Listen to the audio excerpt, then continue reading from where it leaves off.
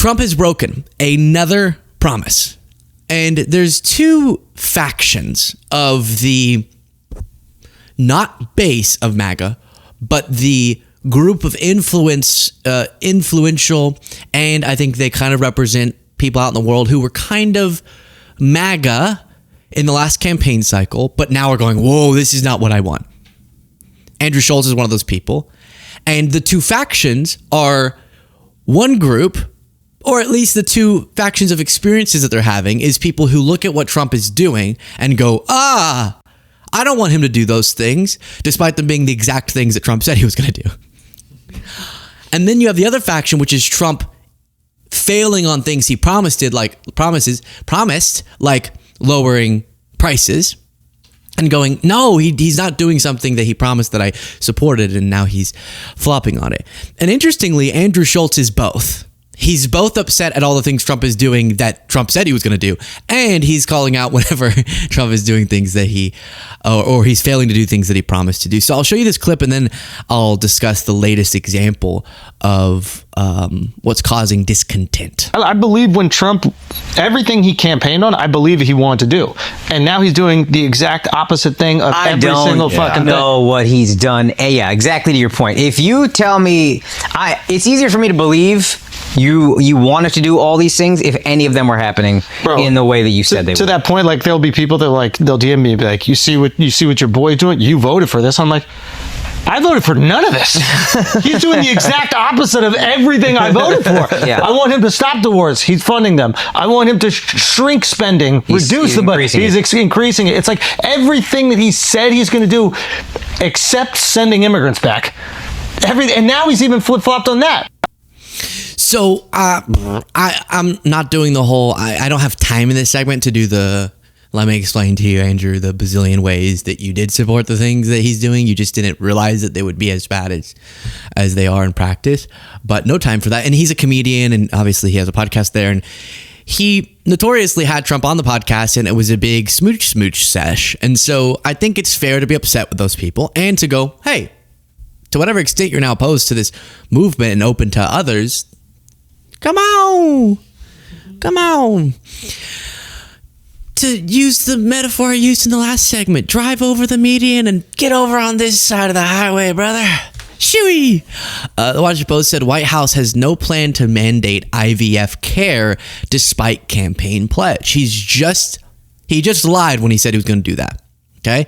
And let me first, before getting to Schultz's reaction to this, substantiate the fact that he was promising, in his words, to make IVF for people free. In vitro fertilization, or as Trump calls it, fertilization. And what we're doing this because we just think it's great, and we need great children, beautiful children in our country. We actually need them.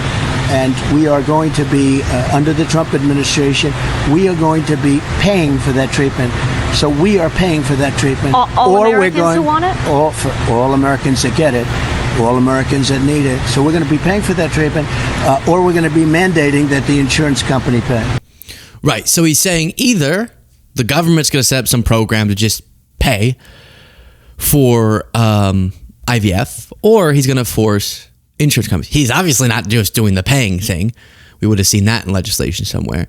And so the mandating of health insurance companies is also not happening. Flip-flopping on this promise, the White House does not plan to require health insurers to provide coverage for in vitro fertilization services to people with knowledge of internal discussions, said.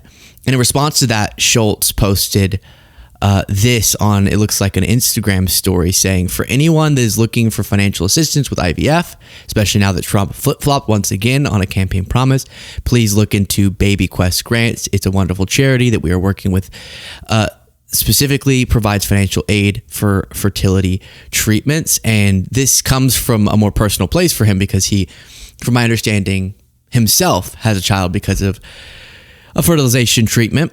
And this is actually the main part in response to the article saying that he's flopping on this. Andrew Schulz said, you don't break your word breaks you. Yes. I actually am trying to figure that one out. Yes, but I agree. I think you're mad, right? Cool. Great. Then I agree. And I mean, it's confusing. We weren't We weren't expecting him to follow through on this promise, obviously. But it is a huge letdown for people who thought maybe they were going to get support. And maybe we would have the fertilization president, as he coined himself. While we watch this, please do click the subscribe button if you appreciate the show. And then if you want to get more content and support even further, then the join button's right there next to it. And you can click that. You're doing great on it. And we're going to have tremendous goodies in the bag for women too. The women, between the fertilization and all of the other things that we're talking about, it's going to be great. We're joined today. Fertilization. I'm still very proud of it. I don't care. I'll be known as the fertilization president. That's okay. That's not bad. That's not bad. I've been called much. I wanted the fertilization president. I wanted for his fertilization to rain down upon us. He lied to us. He said he was going to fertilize us like a nice patch of grass, and he didn't. I don't even get a little bit of his fertilization. How can you say you're the fertilization president and do nothing to fertilize? Fertilize me! Damn it!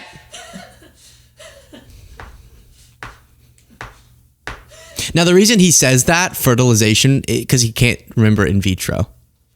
That's why. Because he starts out, he's like, I had something to do with fertilizing something. I don't know. We had the best lawns at Mar-a-Lago. Wow. So fertilized. We're going to be covering all fertilization. You want a nice flower? Fertilized. As Jaden's showing. That's just water, but you just showed water. But I guess it could have like the stuff in there. Yeah, and we've seen lots of criticisms from Andrew Schulz lately, and Epstein really radicalized a lot of these folks where they thought that was so central to, it's not just about that story, but about the Trump being against the elites, and now by every measure he's just fighting for the elites. And you have the Epstein example of that for sure, but also in a generational economic way, his whole agenda in the form of the big beautiful thing was totally in favor of the elites. It's like this very interesting like media spin in the last few days where, you know, I was doing what I thought we were supposed to do, which is like hold our elected officials accountable for the promises that they say they will make. I didn't realize that. Now I know better that you're just supposed to let them do whatever the fuck they want despite them promising. As long as you're consistent. Yeah, you just have to be consistent. That's right. But yeah, like to that note, like I've thought about this a lot. I actually think that like when the person you voted for is in power, that's when you have to be the loudest. You're exactly right. Thank you for saying that. Because that's the only opportunity for you to get the things that they promised enacted. Yes. When someone that you did not vote for is in power, there's nothing you can do because they're not going to do the things you asked for anyway. So you should be stomping the pavement. You should be clamoring. And when they're not doing the things, you should be going, hey, this is not what I voted for. This is the thing you want. This is the thing. These are against everything that you said. Not everything, but otherwise you're in a cult. You're in a cult because everybody's like, trust the plan. No, I actually don't trust the plan. Okay, yes. And there are things, Epstein, this is probably in the context of that, is an example of a failed campaign promise. But even that, if Schulz watched a little bit more of this show or a little bit more of non-MAGA shows, he would have seen every time Trump was asked, there's phony stuff. Which is interesting because that's his whole excuse now. So months ago, maybe up to probably a year ago, he was already laying the groundwork for the phony stuff argument. But what they always do that enables Trump, they never do with Kamala Harris, is they just assume that he means the best version of whatever he said. So the one time he went, yeah, maybe, they went, I'll hold the yeah part and I'll hold on to it. But analyze every little word that a Democrat says. But with Trump, he kind of gets to just throw out all this stuff and people interpret it at some point he said something about how we're going to target the criminals when it comes to undocumented immigrants. And they went, okay, he's just targeting criminals. They're not just going to rip up random people off the streets in a way that's just to juice up the numbers and actually makes things worse and less safe and worse economically. It's bad for the individuals and they're not going to get rid of due process. When We had all those things. We knew all those things. If you actually took the full scope, something that honestly, I think I would be 30% more healthy today. I think I would be 1,500%, as Trump would say, more healthy today if it weren't for the fact that for at least a year, we probably, on average, consumed at least 2 hours of Trump speaking in preparation for the show. Okay? I would randomly slam my head into doors. Literally. That was on accident, but I think it was a little bit on purpose. Someone was, if you have another story, someone was coming up and robbing something off of our doorstep at our office in DC. It was a whole thing. And I was running to go get to them, and I grabbed the door and swung it open and slammed my face. And some people thought that was on accident, but it was on purpose. I was trying to amnesia my way into not remembering all of the different Trump things we've watched. Whereas a lot of people who supported him probably watched 0.0001% of the Trump content that we had, because they liked to just snip out the little things that would feel the best. They had been convinced the Democrats are terrible, so they were trying to find a justification for supporting Trump. But if you actually took his word in its entirety, essentially everything he's now doing, you could have predicted. Than this. You've done one of the craziest things ever, which is you just announced that you were on Epstein's flight. Like, you're the only person, I think, that was like, hey, I was on. But give the context, obviously, to the Epstein thing, because you basically got out ahead of the... So first of all, I'm in New York for most of my life. Yeah. So, you run into everybody in New York. I mean, I knew Harvey Weinstein. I knew Roger Ailes. I knew O.J. Simpson came to my house. Bill Cosby came to my house. You also knew good people. Yeah, I did know a lot of them, but, you don't know these people are swamp creatures until all this stuff comes out. And that one I played for absolutely no reason other than it's funny. Other than it's funny to watch.